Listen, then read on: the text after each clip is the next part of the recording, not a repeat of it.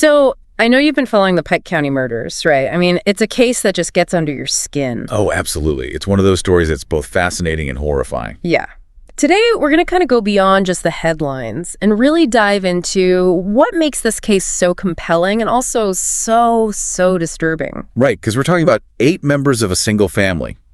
The Rhodens, brutally murdered in their own homes. And it wasn't just some random act of violence. No, this was calculated, cold-blooded, a massacre, really. And stemming from a custody dispute that just spiraled completely out of control. It's hard to wrap your head around, honestly. It really is. So let's go back to Pike County, Ohio, April 22nd, 2016. Imagine walking onto that scene. 4 homes, an entire family wiped out. Just gone. And these weren't just names on a police report, you know? These were real people. Lives, dreams, loved ones who are left behind to pick up the pieces. And trying to make sense of something so senseless. Yeah. Exactly. You had Christopher Rhoden Sr., the patriarch, working hard to provide for his family, his ex-wife, Dana, trying to make ends meet, their kids, Hannah Mae, a young mother full of life, Christopher Jr., always the life of the party. And Frankie trying to build a future with his fiancée, Hannah Gilley. Right. And it's impossible to comprehend the pain inflicted on them, on their brother Kenneth and their cousin Gary. And the brutality of it all. We're talking multiple family members, shot execution style, many of them while they were sleeping. Yeah. It's chilling. This wasn't a crime of passion. This was planned, premeditated. It suggests a level of detachment that's it's scary. It really is. And initially, investigators were totally baffled. I mean, 8 victims, multiple crime scenes, very few leads. Yeah, like trying to solve a puzzle with half the pieces missing. Exactly. And then there was the added wrinkle of the marijuana grow operations found at some of the crime scenes. Oh, right. That initially led investigators down a certain path, thinking maybe it was drug-related. It seemed plausible at the time, but as we know now, it was a red herring.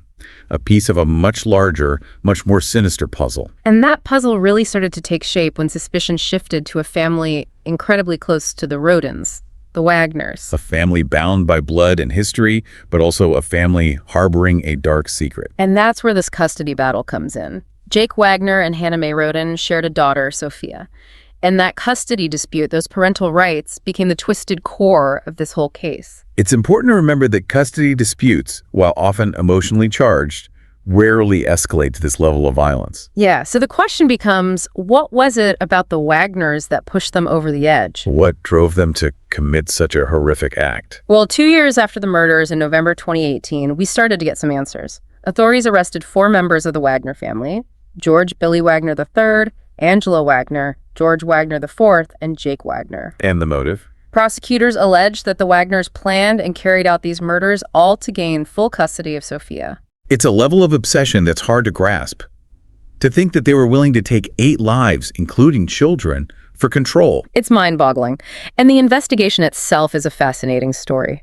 The sheer volume of evidence they had to sift through. Forensic data, digital footprints, witness statements. Years of painstaking work, piecing together a tapestry of deceit. And then, in April 2021, Jake Wagner dropped a bombshell. He confessed. Not only did he admit to his involvement, but he admitted to personally killing 5 of the 8 victims. 5. His own child's family. It's just unimaginable. And his confession wasn't just a legal turning point, it was a psychological one. It gave us a glimpse into the mind of someone capable of such unspeakable acts. A glimpse into the darkness that can consume a person. Exactly. And as part of his plea deal, he agreed to testify against his own family in exchange for avoiding the death penalty. Talk about a heavy burden, turning on your own flesh and blood, even in a case this horrific. It's a testament to the weight of guilt, the burden of his actions. Did he feel remorse? Was he trying to protect his mother and brother? Those are questions we may never fully know the answers to. But the story doesn't end there. Jake's mother, Angela Wagner, also entered a guilty plea, admitting her role in planning the murders. And her testimony was equally chilling.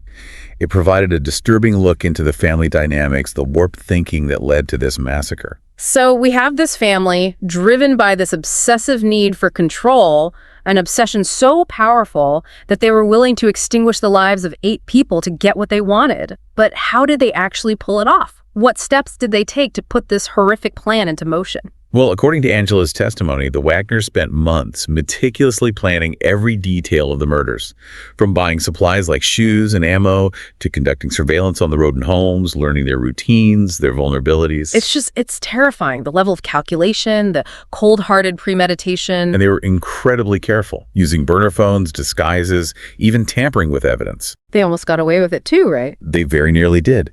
If not for the tireless work of law enforcement and the advancements in forensic technology, this case might have remained unsolved. It's a chilling thought, and that meticulous planning, that attention to detail, it paints a picture of a family that wasn't just consumed by their desire for control. They were incredibly cunning, manipulative. They thought they could outsmart the system, that they could literally get away with murder. Their arrogance is almost as shocking as the crimes themselves. A chilling reminder that even in the face of overwhelming evidence, some individuals will cling to their own twisted reality. And in 2022, after a long trial, George Wagner IV was found guilty on all charges, including 8 counts of aggravated murder. Sentenced to life in prison without parole. A victory for the prosecution, for the Rhoden family, and for a community desperately seeking some semblance of justice. It's important to note that while the wheels of justice sometimes turn slowly, in this case, they did turn. The meticulous investigation, the relentless pursuit of every lead, it paid off. It did. But the legal saga isn't over yet. The patriarch of the family, George Billy Wagner III, is still awaiting trial.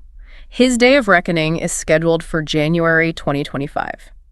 It's a stark reminder that the ripple effects of this tragedy will continue to be felt for years to come.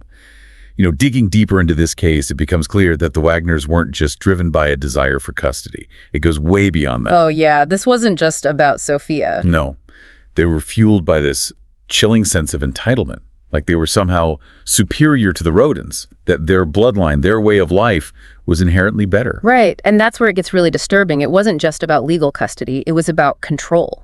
About imposing their will on another family. Almost like they saw the Rhodens as a threat to their twisted worldview. Exactly, and that kind of thinking. It's terrifying. It really is. And it's a stark reminder of how unchecked bias, unchecked prejudice can lead to unimaginable acts of violence. Absolutely. And while justice has been served, at least for some of the perpetrators, we can't forget about the youngest victims of this tragedy. The 3 children who were found alive at those crime scenes. It's heartbreaking, those kids. I know. One of them, Hannah Rhoden's newborn baby, was discovered right next to her deceased mother. Oh, gosh. And then there were the 6-month-old and 3-year-old sons of Frankie Rhoden and Hannah Gilley, found in another location. Those children were robbed of their parents, their innocence, their sense of security. And all because of this one family's twisted obsession. It's a stark reminder that the impact of violent crime extends far beyond the immediate victims. It shatters lives, breaks families. And in this case, it left an entire community reeling, trying to grapple with the aftermath of something so horrific. The Pike County murders weren't just a crime. They were a cultural earthquake. Yeah, shattering that sense of safety and security that small towns often hold dear. Exactly. Imagine living in a place where you thought you knew everyone, where neighbors looked out for each other, and then suddenly your world is turned upside down by something so senseless, so brutal, it defies comprehension.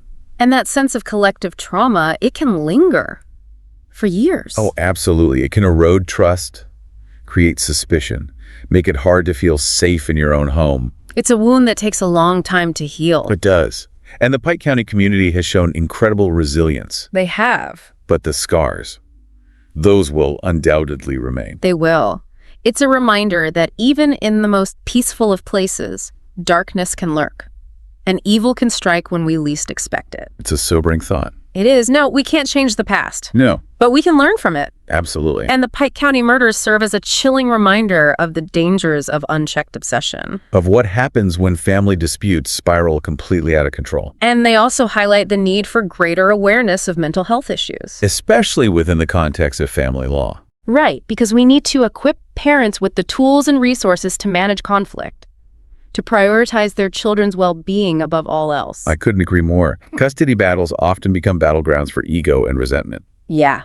Places where hurt feelings and the desire for revenge take precedence over the needs of the most vulnerable. Exactly. And in this case, that dynamic had fatal consequences. It did. The Wagners' obsession with control, their inability to see beyond their own twisted desires, it led them down a path of destruction. 8 people dead, 3 children orphaned. It's a tragedy that could have been prevented. Had there been early intervention, Yes, had there been resources to help these families navigate their conflict in a healthy way. absolutely. So it's crucial to have systems in place that can identify these families, to provide counseling, mediation, to de-escalate these situations before they turn violent. Couldn't agree more. The goal should always be to protect the children, to ensure their safety and well-being, even in the midst of these really complex, emotionally charged family dynamics. That's right. And we can't bring back the victims, No. but we can honor their memory by advocating for change. By working to create a world where families have the support they need? A world where tragedies like this never happen again. Exactly. It's a call to action for all of us to be more aware, more compassionate, more proactive. We need to address the root causes of family violence. Now, I know this case has been a heavy one to unpack. It adds. The details are disturbing, the motive almost incomprehensible, but amidst all the darkness, there's also a glimmer of hope. There is, and that hope lies in the resilience of the surviving children, in the strength of the Pike County community. And in our collective determination to learn from this tragedy and prevent future ones. We can't let this be in vain. Exactly. The Wagners may have tried to extinguish an entire family, but their legacy of hate will not prevail. The spirit of the Rhodens will live on. It will. Their love, their laughter, their memories, they'll live on in the hearts of those who love them. And those 3 children who survived this nightmare, they will carry their parents' legacy forward. They will. They are a reminder that even in the face of unimaginable loss, life goes on, and that love can triumph over hate. Their resilience is a testament to the power of the human spirit. It's a beacon of light in the darkness, a reminder that even after tragedy, there's always hope. And that hope is what will guide us toward a brighter future. A future where families are safe, children are protected, and the cycle of violence is broken. That's what we need to strive for. We've covered a lot of ground in this deep dive. We explored the complexities of the case, the motive, the investigation, the impact on the victims and the community. And we've also uncovered some important insights into the nature of family violence. The warning signs, the need for intervention, the critical role of mental health awareness. It's all connected. It is. And as we wrap up, we want to leave you with this thought. What can you do in your own life to promote healthy family relationships, to advocate for children, to create a world where tragedies like the Pike County murders are a thing of the past? It's a question worth pondering. It's a challenge, for sure. It requires us to look at ourselves, examine our own biases, our prejudices. Yeah. And really think about how our words and actions contribute to a culture that devalues certain groups of people. Right. And it demands systemic change. We need better access to mental health care, more support for families, especially those struggling with conflict, and a legal system that truly puts the needs of children first. I agree. And I think that's something we'll continue to explore in future episodes for sure. But for now, let's shift gears a bit and talk about the investigation itself. The Pike County murders were a complex case, to say the least. Multiple crime scenes, a large number of victims, and very few initial leads. Yeah. The fact that investigators were able to piece together the evidence, track down the perpetrators, and bring them to justice, it's really a testament to their skill, their dedication, and their commitment to finding the truth. Absolutely. They were up against a daunting task. Sifting through mountains of data, analyzing forensic evidence, conducting countless interviews. It was a massive undertaking. It was, and what's even more impressive is that they didn't jump to conclusions. Right. They stayed open to all possibilities, evaluating every piece of evidence, following every lead, no matter how small. And that's so important. It is. It's a reminder that even in the most challenging cases, thorough investigations, sound forensic science, and a commitment to following the evidence, that's what leads to the truth. It does. The Pike County murders were a tragedy, there's no doubt about it. But amidst all the darkness, there are some valuable lessons to be learned. There are lessons about the importance of family support, conflict resolution, mental health awareness. Lessons about the power of community resilience and the pursuit of justice. And maybe most importantly, lessons about the fragility of life and the need to cherish every moment we have with those we love. That's a powerful takeaway. It is. And as we wrap up this deep dive into the Pike County murders, we want to leave you with a sense of hope. Okay.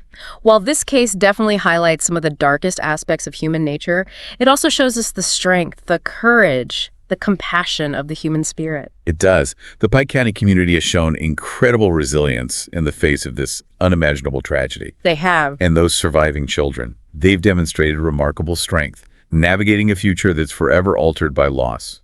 And the investigators who worked so tirelessly to solve this case, they're an inspiration, truly. Their dedication, their persistence, their unwavering commitment to seeking justice, it's a reminder that even in the darkest of times, light can prevail. It can. So as you go about your day, carry with you the lessons of Pike County. Be kind, be compassionate, be a force for good in the world. And never forget the victims of this tragedy, their families, their friends, and the community that loved them. May their memories inspire us to create a world where violence is not the answer, where families are supported, and where every child has the opportunity to grow up feeling safe, loved, and protected. That's a beautiful sentiment. Thank you for joining us for this deep dive into the Pike County murders. Until next time, keep seeking knowledge, keep asking questions, and keep striving to make the world a better place.